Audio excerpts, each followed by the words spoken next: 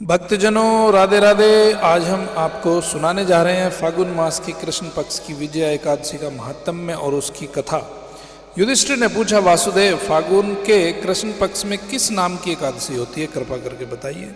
सो भगवान श्री कृष्ण बोले, युधिष्ठिर, एक बार नारद जी ने कमल के आसन पर विराजमान होने वाले ब्रह्मा जी से प्रश्न किया, सुरश्रेष्ठ, फागुन के कृष्ण पक्ष में जो विजया नाम की एकादशी होती है, कृपया उसके पुण्य का वर्णन कीजिए। ब्रह्मा जी ने कहा, नारद सुनो, मैं एक उत्तम कथा सुनाता हूँ जो पापों का अपहरण करने वाली है। यह व्रत बहुत ही प्राचीन, पवित्र और पाप नाशक है। यह विजया नाम की एकादशी राजाओं को विजय प्रदान करती है, इसमें तनिक भी संदेह नहीं है। पूर्व काल की बात है, भगवान श्री रामचंद्र जी 14 वर्षों के लिए वन में गए और वहाँ पंचवटी में सीता तथा लक्ष्मण के साथ रहने लगे।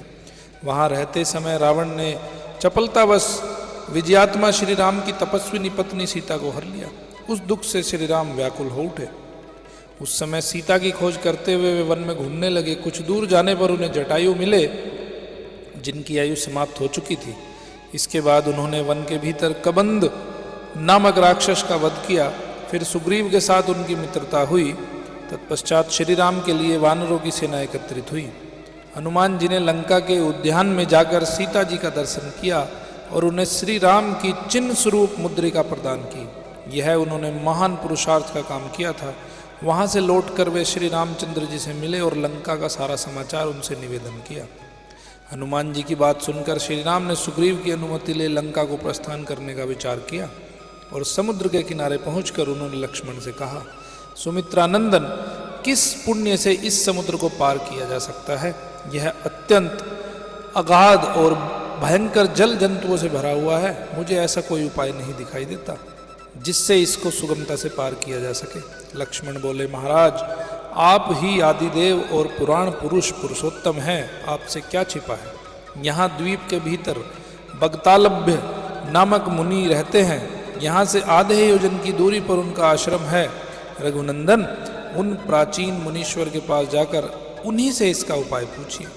लक्ष्मण की यह अत्यंत सुंदर बात सुनकर श्री रामचंद्र जी महामुनि बलकाधब्य से मिलने के लिए गए।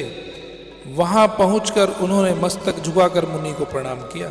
मुनि उनको देखते ही पहचान गए कि ये पुराण पुरुषोत्तम श्री राम हैं, जो किसी कारणवश मानव शरीर में अवतीर्ण हुए हैं। उनके आने से महर्षि को बड़ी प्रसन्नता हुई। उन्होंने पूछा, श्री राम, आपका कैसे यहाँ आगमन हुआ?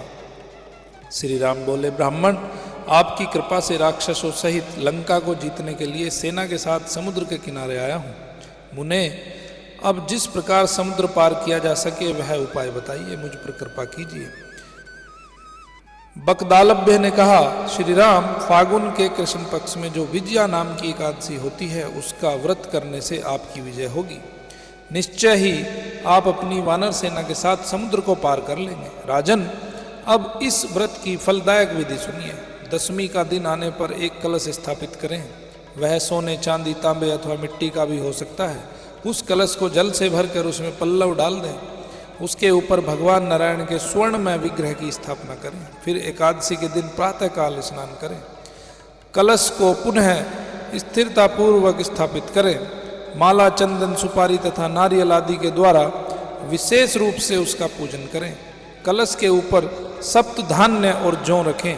गंध, धूप, द्वीप और भांति भांति के नैवेद्य से पूजन करें। कलश के सामने बैठकर वह सारा दिन उत्तम कथा, वार्ता आदि के द्वारा व्यतीत करें तथा रात में भी वहाँ जागरण करें।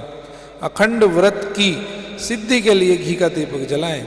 फिर द्वादशी के दिन सूर्योदय होने पर उस कलश को किसी जलाशय के समीप, नदी, झरने या पोखरे के तट पर ले जाकर स्थापित करें और उसकी विधिवत पूजा करके देव प्रतिमा सहित उस कलश को वेद वेत्ता ब्राह्मण के लिए दान दें।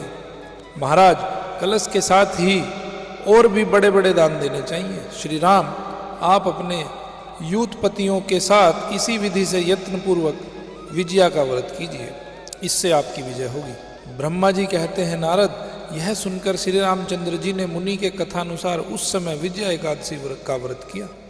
उस व्रत के करने से श्री रामचंद्र जी विजयी हुए। उन्होंने संग्राम में रावण को मारा, लंका पर विजय पाई और सीता को प्राप्त किया। बेटा, जो मनुष्य इस विधि से व्रत करते हैं उन्हें इस लोक में विजय प्राप्त होती है और उनका परलोक भी अक्षय बना रहता है। भगवान श्री कृष्ण कहते हैं, युधिष्ठिर, इस कारण विजया का व्रत करना चाहिए। इस प्रसंग को पढ़ने और सुनने से वाजपेयी यज्ञ का फल मिलता है। जय श्री राधे राधे।